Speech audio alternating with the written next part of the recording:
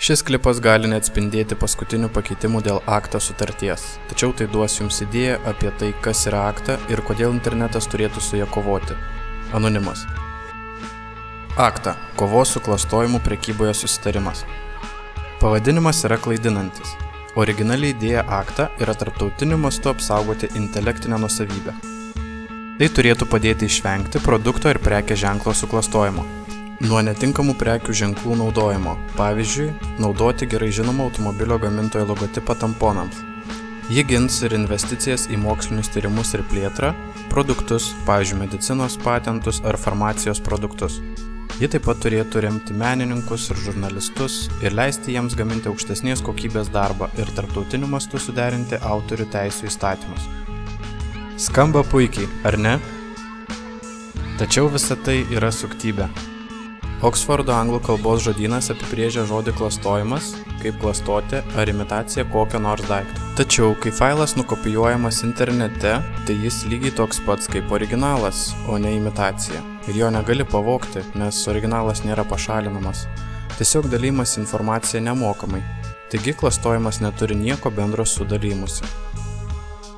Leiskite paaiškinti. Intelektinė nuosavybė iš tikrųjų niekada nebuvo apibrėžta aktos. Tai gali būti prekių ženklai ar kokia nors idėja ar informacija, kuri vėliau gali būti apsaugota autorinėmis teisėmis, apribota ir kriminalizuota. Žinome, jog tai turės didžiulį poveikį internetui. Faktinis ACTA tekstas apima daugybę temų ir tą labai sudėtinga ir sunku suvokti. Taigi, mes paaiškinsime, kas atsitiks pagal hipotetinę realaus pasaulio analogiją internete. Įsivaizduokite, kad mokote už kulinarijos kursus. Šių kursų metu jūs išmoksite kaip virėjas gaminti skanią keptą vištieną. Tada, grįžęs namo, išmokote šio recepto savo žmoną. Bet štai ir laimikis. Pagal ACTA jūs dabar abu nusikaltėliai, nes jūs dalinatės informaciją nemokamai, kadangi tik jūs mokėte už kursus. ACTA taisyklės yra aiškios. Kai esate įtariamas dalyjantis autorinėmis teisėmis apsaugotą informaciją, priklausomai nuo šalies, kurioje jūs gyvenate, tada jūsų prieiga prie bet kokių kursų bus užblokuota. Jums bus skirta bauda arba būsite nusiųsti tiesiai į kalėjimą.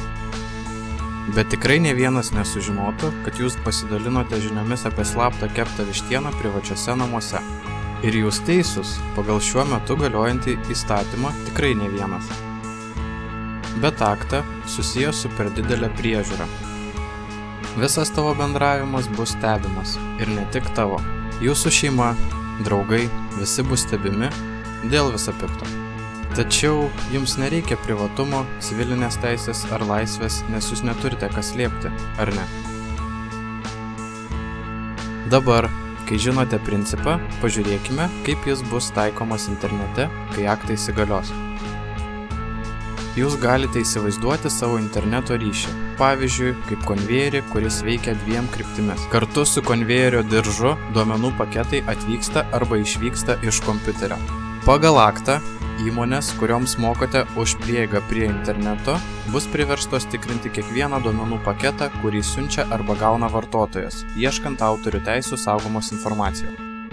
Tai reiškia, kad jei siunčiate MP3 iš draugo per Instant Messengerį ar Skype'ą, įkėlus muzikos kūrinių, video arba citatą iš laikraščio straipsnio saugomo autorių teisių ir persiuntus elektroniniu paštu, jūs dingote. Štai ir viskas.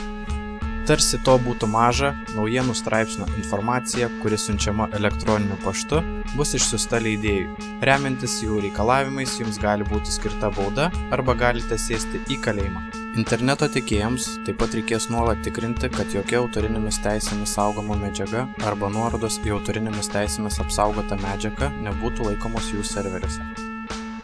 Tai bus žūtis svetainėms, turinčioms bet kokio vartotojo sukurto turinio, pavyzdžiui, muzikos, paveikslėlių ar vaizdo įrašų. Taigi, internetas, kaip matote, yra ant sunaikinimo slenksčio. Turbūt jūs manote, kad pinigai iš visų šitų ieškinių duos naudą kūrybingiams žmonėms. Tačiau rašytojai, muzikantai, filmų kūrėjai, žurnalistai, programinės įrangos kūrėjai ir mokslininkai taip pat praloš. Nes dabar jie sukaustyti pagal tas pačias taisykles. Saugomos idėjos negali būti pakartotinai naudojamos ar skelbiamos jokiomis priemonėmis. Visa sutartis yra naudinga tik nedideliai daliai pramonės, vadinamai turinio mafija. Žiniasklaidos leidyklos, pavyzdžiui RIA ir MPA, kurios jau seniai bandė išspręsti interneto problemą, kuri kelia grėsmę pasenusiam jų verslo modeliui. ACTA yra jų lobizmo rezultatas per vyriausybės, kurios dalyvauja derybose. Naujausiais nutekėjusiais duomenimis žinoma, kad egzistuoja būdai apeiti planuojamą turinį, tačiau RIA pagal ACTA laikomi nusikaltimu. O blogiausia, viskas yra daroma slapta. Jei esate europietis, tai yra daroma netgi ne tų žmonių, kuriuos išrinko jūsų liaudis. Jūs jau matėte, kaip tai yra YouTube'e. Kai kurie video yra neprieinami tam tikrose šalyse. Ši obsesinė kopijavimo apsauga yra taip pat puikus įrankis informacijos slopinimui. Kai visi interneto filtrai ir blokavimo metodai yra vienoje vietoje, beveik visa informacija, pažymėta autorinėmis teisėmis, gali būti slopinama. Galbūt jūsų kritinis dienoraštis arba Twitter vartotojo sąskaita. Ar vaizdo įrašas, kurį sukūrėte apie suklastotus rinkimus ar gamtos katastrofas. Ar netgi jūsų kačiukų nuotraukos. Gerai, galbūt ne jūsų kačiukų. Na, nebent jūs nupiešėte Coca-Cola logotipą ant jų kailio.